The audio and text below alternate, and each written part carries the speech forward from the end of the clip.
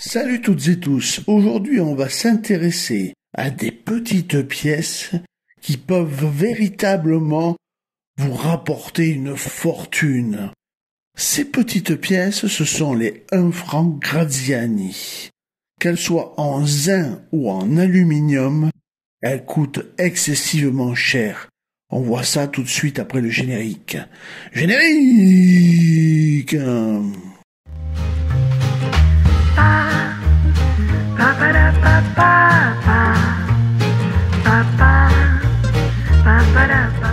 Vous voulez soutenir ma chaîne, soutenir mon travail et mes vidéos, alors n'hésitez pas à cliquer sur le bouton rejoindre. Je vous en remercie.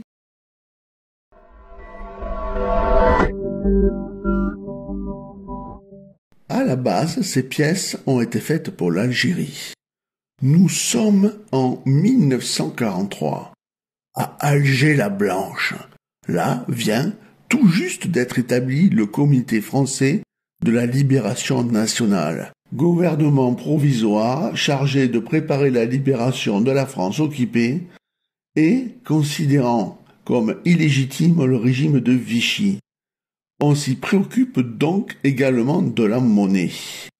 Il n'y a pas d'atelier de frappe à Alger. Et l'on se rabat finalement sur l'offre d'une société privée, l'UMA, l'Union métallurgique africaine. Le type choisi est celui du franc Morlon de 1941. Et l'on confie au graveur algérois, Jean Graziani, le soin de reproduire la gravure. Le millésime sera 1943 et Jean Graziani donnera à la figure de la République un trait, un brin plus affûté et marqué que celui de la Morlon sur l'avers. Il détaillera également un peu plus les cornes d'abondance figurant au revers. La tranche sera lisse. Le second atelier, les établissements Carnot, est spécialisé dans la fabrication de boîtes de fer blanc et ne dispose donc pas de matériel nécessaire pour obtenir une épaisseur de tôle régulière. Résultat, ces frappes en zinc ont un poids variable. Malgré les difficultés, une ordonnance du CFLN est mise à projet le 26 août 1943 afin d'acter la frappe et la création de cette monnaie.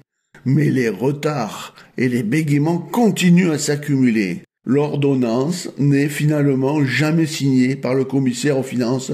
La commande auprès de l'UMA est annulée et les monnaies déjà produites, rendues de facto illégales, ne seront jamais mises en circulation, à part quelques exemplaires que vous allez trouver vous. Donc c'est une monnaie fabuleuse, c'est l'histoire de cette monnaie avortée.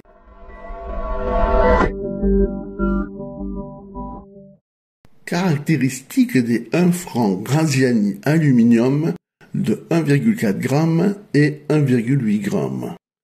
Donc la date 1943, métal aluminium, diamètre 23,10, axe des coinciseurs, un poids allant de 1,4 et 1,8. La forme est ronde, la tranche est lisse, la technique est une frappe à la presse et l'orientation est une frappe monnaie. Elle a été démonétisée le 17 février 2005.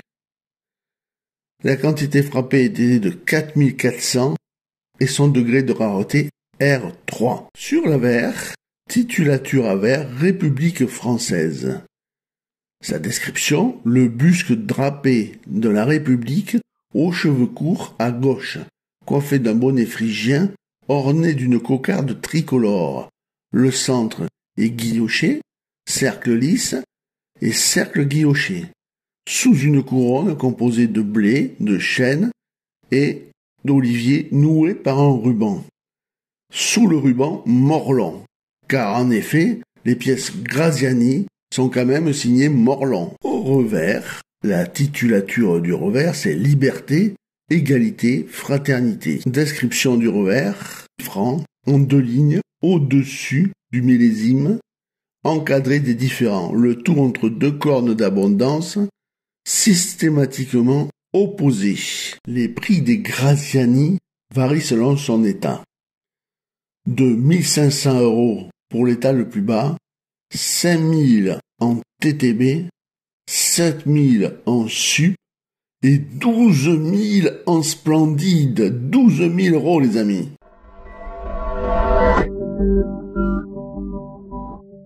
Les 1 franc Graziani en zin. Ça date aussi de 1943. C'est même là où vous allez voir que c'est pas des Morlons, que c'est des Graziani, car il n'y a pas de Morlons de 1943, il n'y a que des Graziani. Le métal est en zin, le diamètre 23 mm, l'axe des coins 6 heures, et le poids varie de 3,87 grammes à 4,2 grammes. Sa tranche est lisse, sa forme est ronde. La technique est une frappe à la presse, mais attention pour les Graziani en zin, il y a 2 types de frappes. La frappe monnaie et la frappe médaille. Ils ont tiré les 2. Elle a été démonétisée le 17 février 2005. La quantité frappée est supérieure, 17 200 exemplaires. Et le degré de rareté quand même R3. Sur le verre, titulature à verre République française. Sa description, le buste drapé de la République aux cheveux courts à gauche, coiffé d'un bonnet phrygien orné d'une cocarde tricolore. Le centre est guilloché, cercle lisse et cercle guilloché, sous une couronne composée de blé, de chêne et d'olivier noué par un ruban. Sous le ruban, Morlon, car en effet, les pièces Graziani sont quand même signées Morlon. Au revers, la titulature du revers, c'est liberté, égalité, fraternité. Description du revers, franc, en 2 lignes, au-dessus du millésime, encadré des différents, le tout entre 2 cornes d'abondance, systématiquement opposés. Le prix des Graziani en vin, c'est vraiment du lourd. Selon son état, 2500 pour l'état le plus bas, 3000 € en TTB, 8000 € dans un état sup, et attention, 13 000 € en splendide. Waouh!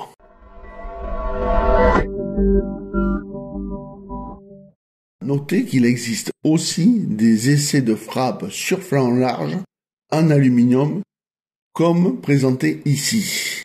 Il n'y a que 2 exemplaires connus, et ils valent chacun 14 250 €. Au final, on recense seulement donc 2 essais de frappe sur flanc large en aluminium, un essai de frappe sur flanc large en laiton, que je ne peux pas vous montrer, un franc d'aluminium de 1,40 grammes, 55 exemplaires frappés, un franc aluminium d'1,80 grammes, 4400 exemplaires frappés, et un franc zin de 4,19 à 4,98 avec 16 700 exemplaires frappés.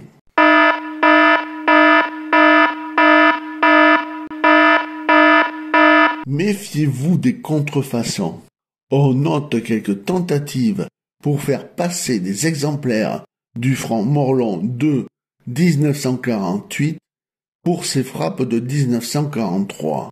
Donc, attention au millésime. J'espère que vous allez trouver ce type de monnaie, que ce soit en grattant les tiroirs, les vides-greniers. Mais sincèrement, si vous l'avez là, bravo, je vous félicite. Je vous dis à très très vite, mais regardez la suite. Si vous avez aimé ma vidéo, n'hésitez pas à la partager sur les réseaux sociaux. Un petit pouce bleu, ça fait toujours plaisir. Un abonnement, c'est gratuit et ça fait encore plus plaisir. Et pour les plus généreux d'entre vous, rejoignez-moi. Je vous dis à très très vite pour une nouvelle vidéo.